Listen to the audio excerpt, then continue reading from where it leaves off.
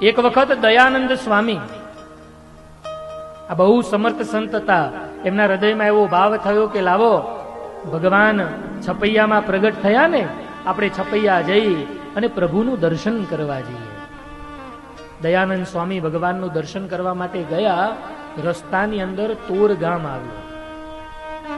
હવે આ તોર ગામ તરફ જવાનો રસ્તો હતો ને, એમાં વચ્ચે મનોરમા નદી આડી આવી. હવે નદીને પાર કરે ત્યારે સામેના કિનારે જવાય. દયાનંદ સ્વામી નદીના કિનારે ઉભા હતા. એક નાવિક ત્યાં આવ્યો. નાવિકે આવી અને સ્વામીને કહ્યું કે સાધુરામ, સામે પાર જવું છે? તો કે હા. તો મહાત્માજી, તમારી જોડે રૂપિયા છે? સ્વામી કે ના, રૂપિયા નથી. આ નાવિક છે ને બહુ દયાળુ હતો. કઈ વાંધો નહીં મહાત્માજી, બેસી જાઓ, હું તમને નદી મફતમાં પાર ઉતારી દઉં. આ દયાનંદ સ્વામી નદીની અંદર નદી પાર કરવા માટે પેલી નાવમાં બેઠા. બરોબર નાવ મધ્ય ભાગમાં પહોંચીને એટલે પેલા નાવિકે કહ્યું કે મહાત્માજી, જેમ હું તમને આ નદી પાર કરાવું છું ને, એમ એક દિવસ તમે પણ મને ભવ પાર કરાવજો. અને એ દિવસે દયાનંદ સ્વામી એમ બોલ્યા, ભાઈ ભવ પાર કરવો છે ને તો લે, આ કંઠી પહેર, આ સત્સંગ કર, આ નિયમ પાળજે, તો ભવસાગર ઉતરીશ. પેલો નાવિક કે ઉભા રહો મહાત્માજી,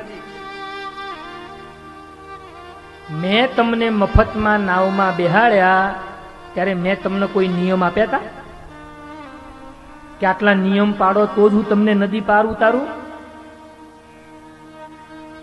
જેમ મેં તમને મફતમાં આ નદી પાર ઉતારું છું ને, એમ તમારે પણ મને કોઈ ધર્મ નહીં, કોઈ નિયમ નહીં, કોઈ કંઠી નહીં, કોઈ સત્સંગ નહીં, તમારે મને મફતમાં એમ નામ આ ભવસાગર પાર ઉતારવા પડશે. કહેતા તમારે મારું કલ્યાણ કરવું પડશે. અને એ વખતે દયાનંદ સ્વામી એમ બોલ્યા, તો લે જા, તને વચન આપ્યું, તને કોઈ ધર્મ નિયમ કશું પાડ્યા વગર રોકડું તારું કલ્યાણ. દયાનંદ સ્વામી તો આટલું કઈ છૂટી ગયા હો, પણ બંધાયું કોણ? આ સિંહાસનમાં બેઠેલો ઠાકોરજી. સાધુ તો કઈ છૂટી જાય, પછી તમે જાણો ને ભગવાન જાણે. ભગવાન ઠાકોરજી બંધાયો. ઠાકોરજીને મનમાં એમ થયું, આ સાધુ રામ તો વચન આપીને આવ્યા, હવે આખી જિંદગી નકરા પાપ કરે અને એનું મારે કલ્યાણ કરવું? કોઈ ધર્મ નિયમ પાડે નહીં, મારે એનું કલ્યાણ કરવું? પણ એ ભગવાન છે ને, પેલો નાવિક કે તમે કોણ છો? પેલો સાધુ તને વચન આપીને ગયો તો ને કે ભવસાગર પાર કરાવજો, એ સાધુના વચને હું તને ભવસાગર પાર કહેતા તારું કલ્યાણ કરવા માટે આવ્યો છું. આ નાવિકને એ સાધુના વચનમાં શ્રદ્ધા, સાધુના વચનમાં વિશ્વાસ હતો ને, તો એ ભગવાને કોઈ ધર્મ નહીં, કોઈ નિયમ નહીં, કશું જ નહીં, કોઈ સત્સંગ નહીં, કોઈ કંઠી નહીં, તોય એ નાવિકનું ભગવાને કલ્યાણ કર્યું. ભગવાન છે ને કલ્યાણ કરવા માટે બંધાયેલો છે.